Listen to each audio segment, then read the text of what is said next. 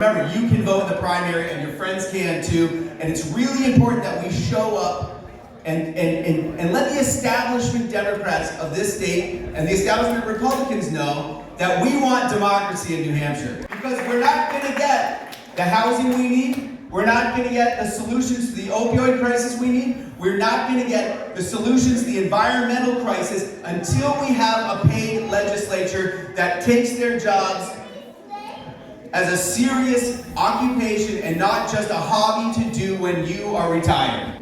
And given that housing is such an important part of all of our lives, it affects everyone, and it affects the economy, it affects whether or not you've got money to go see a live band. If you're spending 60-70% of your income on rent or mortgage, you don't have money for that.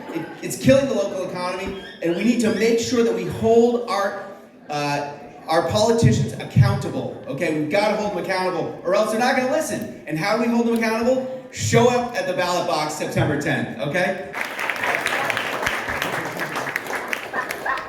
Does anyone have any questions for me? So what's the plan to build the housing? Good question. Great question. So what I would like to do is take cannabis and legalize it and sell it the same way that the state of New Hampshire sells liquor.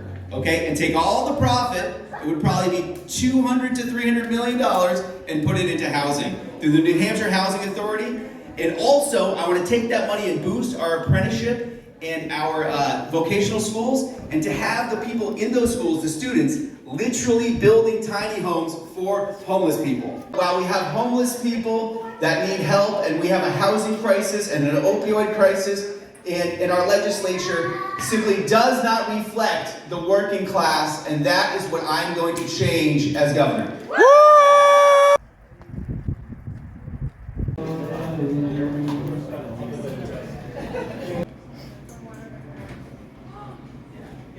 There's the man himself right there. I've been running a restaurant for about 9 years, and while I've been running a restaurant, I have been in the New York Town Council, CBA, and a bunch of other boards to use that money to boost the apprenticeship and the vocational schools so that they can start building tiny homes for homeless people, veterans and stuff. And what's the most exciting thing, do you think?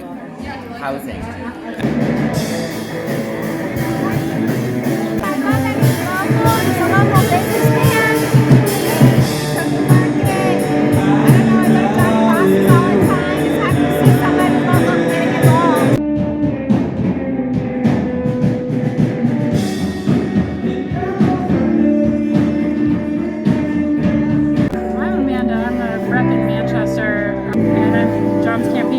We met through a mutual friend, actually. I have a friend who's a journalist and a foodie, and he goes through John's restaurant a lot. And John was telling him he wanted to run for governor, and my friend said, "You got to meet Amanda Bolton." Awesome. He's really smart. He's open-minded.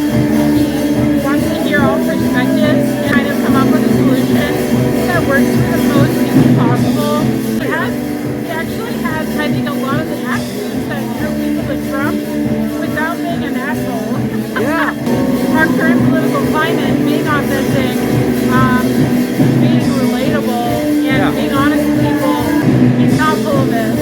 41 years old, he's a millennial, so he's not out there trying to control people and live their private lives. He wants people to thrive. He's doing rock and roll shows for campaign events instead of like stuffy wine and cheese events at some rich person's house. Right. And it's high time that the people running government in New Hampshire, or really anywhere, actually reflected the issues and the values and the age range of the people that really should be involved in politics. But the fact that the voters who turn out are overwhelmingly older and elderly shows that the people in power are only speaking to that audience. And if we just keep relying on, what is it that John says, if we keep relying on rich people to solve working class problems, we're never going to have them solved. Absolutely. John Kiper for governor, Absolutely. definitely.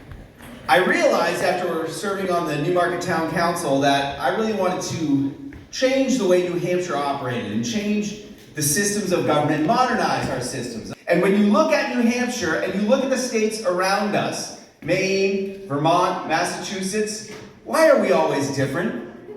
Why is our legislature always doing things like worrying about whether or not you can have a kangaroo for a pet? Now, it's really important that you understand this is going to be a monumentally difficult task. Because it would be harder for them to run for re-election if people like me could run against them. And they like their power, okay? And we need to all wake up to a simple fact. If only the rich and the retired are running our state, this is not democracy, folks. How did you guys hear about John Kiper? Local community members supporting his cause and what he stands for. Johnny Boston. Johnny Boston's, Yeah. that's right. It's Love a it. great restaurant in Newmarket, New Hampshire. Awesome.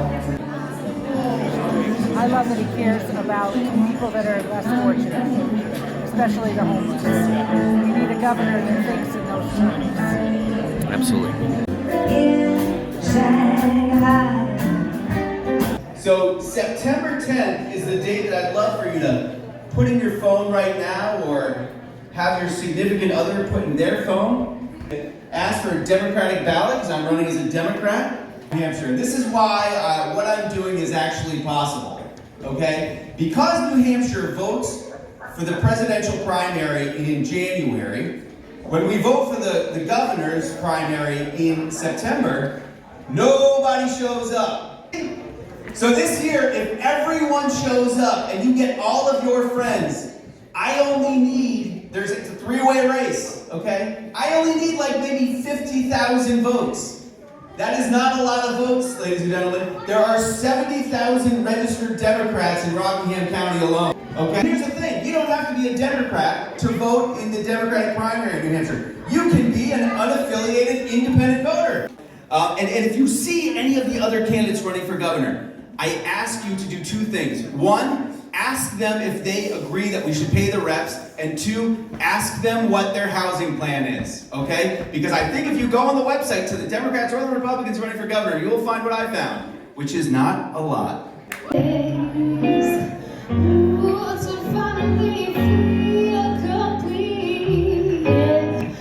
A lot of things resonate with me. I understand that something needs to be done about housing, so I appreciate the things he's saying about it. They make me hopeful.